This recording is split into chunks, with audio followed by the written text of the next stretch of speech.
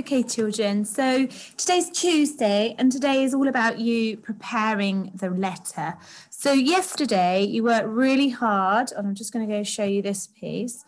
You worked really hard thinking about the structure that you have in your letter, working out where all those things that we've already thought about feed in to your letter, in which parts of them, in terms of, I know what I'm going to write and I know that this is what I'm going to write about in all the different paragraphs.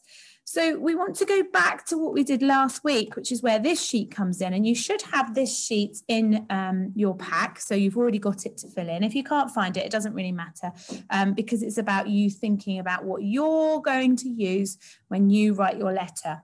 So over the last week, we spent some time looking at our emotive language or exaggerated language. The example is, if we don't act now, this planet will never be the same again.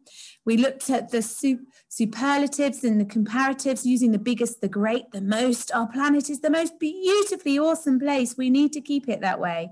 So we've got that information as well. How are we going to put that into our writing? And then we've got those things that we've always used. Are we going to put in a little bit of expanded noun phrases? Might you use it? I know you're a caring, thoughtful person. Wouldn't it be best to have the land filled with tall, powerful windmills? So think about, don't have to put a lot in, but can you make one fit somewhere? And then we have the conjunction. So the example is, if the ice melts, where would the polar bear live? And I know lots of you came up with lots of different ones. And then you had your rhetorical questions. Do you want this planet to be ruined? And then at the bottom, it just talks about evidence and examples. So a lot of our for and against are evidence and examples already. But another one to put in is, those of you who did the science work, you worked out on the science that by the time you're 50, gas and oil would have run out. So you could talk about that.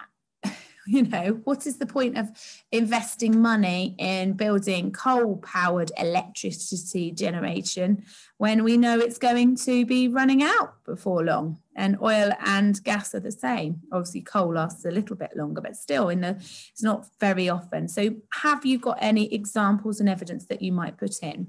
So the sheet here is really about you writing a sentence that matches with those things that we've talked about, and thinking about how it fits into your big journey, this one.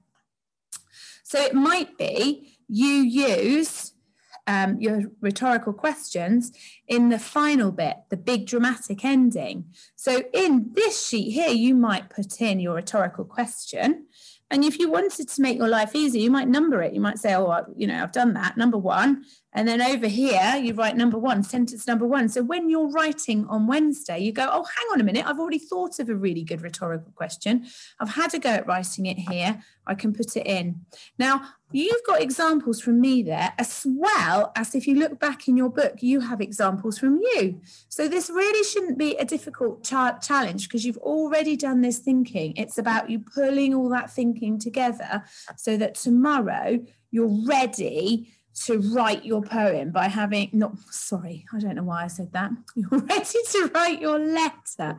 So if we put this together on Wednesday, you'd have that, and you'd have your plan here, and you'd be really ready to go.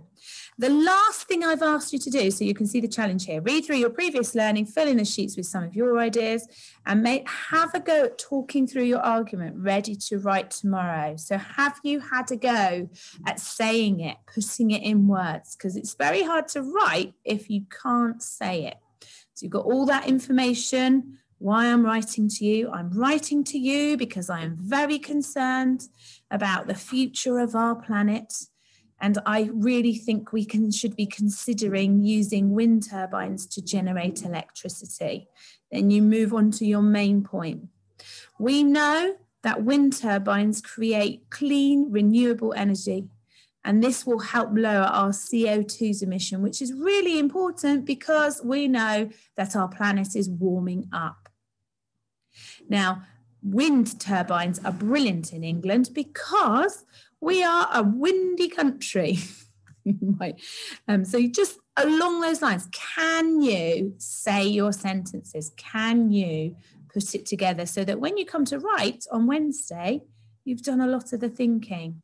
And it might be great if you've got this sheet here to just have a chance to ask a parent just to look through and check you've got your spellings right. So if you're making a sentence that you're going to use in your writing, it will be really good to have some of those key spellings spelt correctly. There's lots of key spellings all around you here, so it's just make sure you're using them and using them correctly. Okay, so have a good go at that today, and then you'll be all ready to have a write on Wednesday. Well done, everybody.